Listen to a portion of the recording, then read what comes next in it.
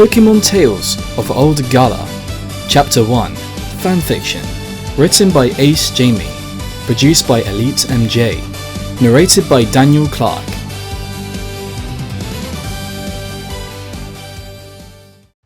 In the Galar mines, where most working class people worked, there was a 16-year-old boy named Arthur. One day, Arthur heard someone calling his name. Oh, coming! Arthur hurried along. Arthur, come here! I've got your 4 Pokecoins! Arthur grabbed the coins and told his boss that he was very grateful.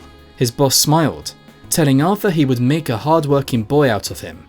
Arthur nodded, smiled, and walked away.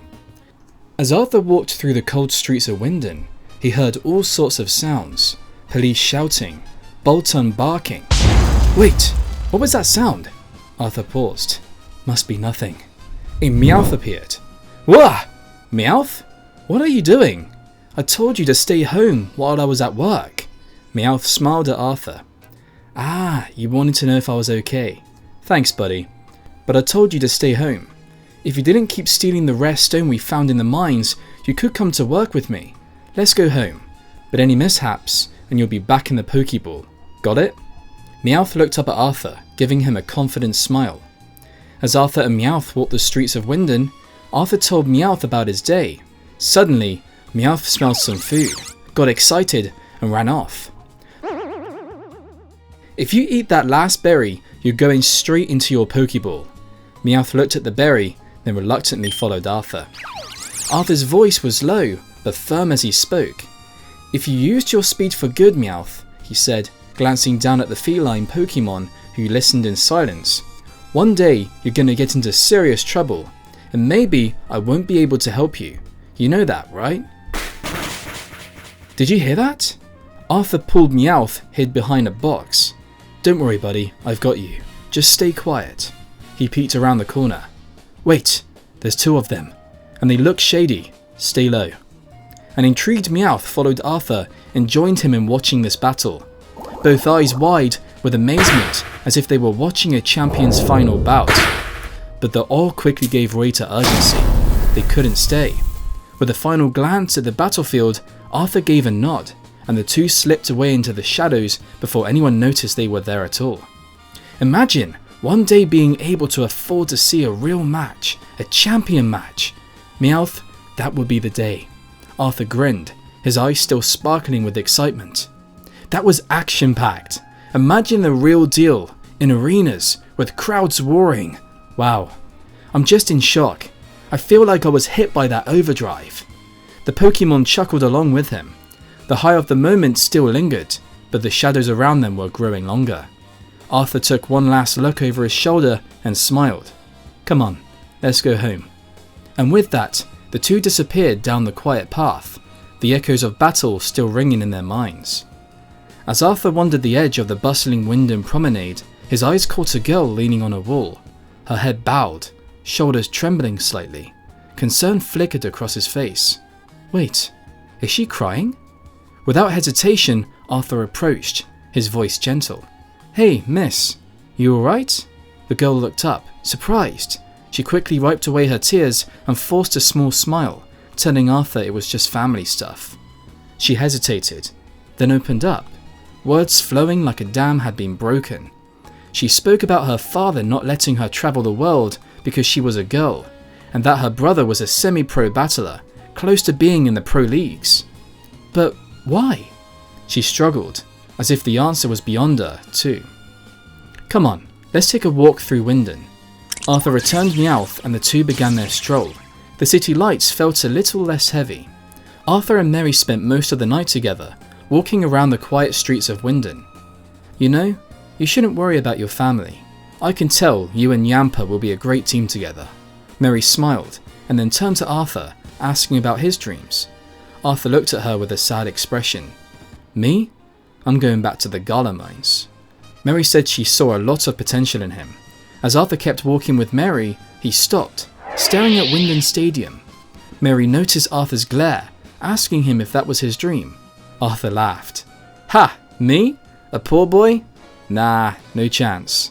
Mary smiled, asking if he'd ever watched a battle there. Arthur's face changed, a bit sad. No, I can't afford it. I'm barely able to feed Meowth. Mary, born into wealth and comfort, had never truly seen how deeply some people struggled until now.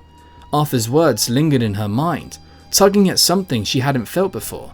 Without saying much, she gently turned to him, asking him to follow her. As they walked together through the quiet streets, Mary began to talk, softly at first, about her older brother Luther. She spoke of how their father had always pushed him, moulding him from a young age to be the best, saying he had everything he needed, almost rehearsed. The best gear, the best training, the best coaching. She also mentioned how he had already swept through the amateur ranks and was now making his way through the semi-pros. Arthur was clearly impressed. So, you think he'll be Galar's champion someday? Mary gave a small nod, saying it would be good for the family, for their name, for the family's train business. Arthur agreed, wishing her and her family luck. Mary grabbed Arthur's hand, telling him to come with her. Arthur agreed and let her take him. As Arthur and Mary walked through the night, they heard someone screaming Mary's name. They turned and saw a boy, about 15. Mary confirmed it was her brother Luther. He grabbed her arm tight in an angry voice, asking her where'd she been. Arthur stepped in between. Hey, Luther, I'm sorry. It was my fault. Luther looked down at Arthur like he was a piece of dirt stuck to a shoe. Back off before you get hurt. Arthur stood firm. I ain't going anywhere. Just leave her be. Luther giggled and pushed Arthur to the ground. Then he grinned, pulling a Pokeball from his belt and tossed it. A Pikachu appeared. Luther told Pikachu to use Thunderbolt on Arthur, hitting him directly. Arthur struggled to breathe. Mary screamed at Luther to back off. Luther grinned, telling her it was what Arthur deserved. Pikachu then used Iron Tail. Pikachu struck. The Iron Tail landed on the ground beside Arthur, a warning shot. Luther chuckled at Arthur and walked away while Mary cried, following along. A few hours later, Arthur got home just before sunrise. His father was angry, asking him where he had been and reminding him he had to go to work. I'm sorry, father. It won't happen again, Arthur said, letting Meowth out of his Pokeball. You stay home. As the door closed, it opened again, and Arthur walked into the Galar mines.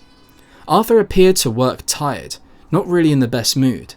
Many noticed a big crash that made the whole mine shake. Arthur ran, passing a ginger-bearded young man. Hey, be careful there, lad. An Excadrill crashed from beneath the floor, running toward Arthur. Suddenly, Meowth jumped and hit Excadrill with its body at full speed. Arthur was shocked. He believed Meowth to be at home. Meowth's claws shimmered silver as he lunged, slashing down.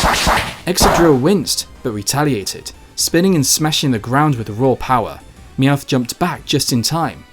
The young man watched. Excadrill dug and disappeared beneath the floor. Then it erupted from the ground, but Meowth sidestepped. Break! Now! Meowth zipped around Excadrill with sudden bursts of movement before delivering a devastating head-on break. Excadrill staggered. It slowed down. Let's go, Meowth! We got him! Body slam! With every ounce of energy he had left, Meowth leapt into the air, spinning slightly. Then he came down hard, colliding chest first with Excadrill's head. A loud bang echoed down the tunnel. Dust settled. Excadrill was down, unable to battle. Meowth stood, panting, but upright. Arthur ran over, eyes wide. You did it, Meowth! That was amazing! The other miners emerged from hiding, some clapping, some stunned. Arthur, usually overlooked, was suddenly getting praised by everyone. The bearded young man walked towards him. That was quite something, Mughead. I like your spirit. Me name is Paddy McStar, by the way. I come from the Erin region. That's not far from Galar. Well, nice to meet you, Paddy. A few hours passed. Arthur and Paddy finished working. Paddy looked at Arthur as they exited the mines. Hey, Mughead. I pilfered these tickets for an amateur ranked trainer battle show. Fancy joining me? Arthur's face lit up with joy. He had never been given such a generous offer before, and to watch an official battle for the first time was an offer he couldn't refuse. I will be delighted to. Thank you, Paddy. As they walked around a tavern, a group of people surrounded a small battlefield. Arthur and Paddy sat down. Paddy grinned mischievously. I'll be right back, laddie. Arthur sat there, looking at the arena, excited to watch a proper battle by trained trainers. Paddy reappeared. Hey, Mughead. You got that little me out with you, right? Arthur looked at Paddy, confused. Obviously. Why wouldn't I? Paddy, in an excited tone, said, Well, you best be flapping those feet and getting out there. What are you talking about, mate? You're competing, savvy. I'm what? Arthur gasped. Suddenly, Arthur's name was called to the battlefield to begin a one-on-one battle against an experienced trainer. Arthur froze. For the first time in his life, he would be competing in his first amateur-ranked battle.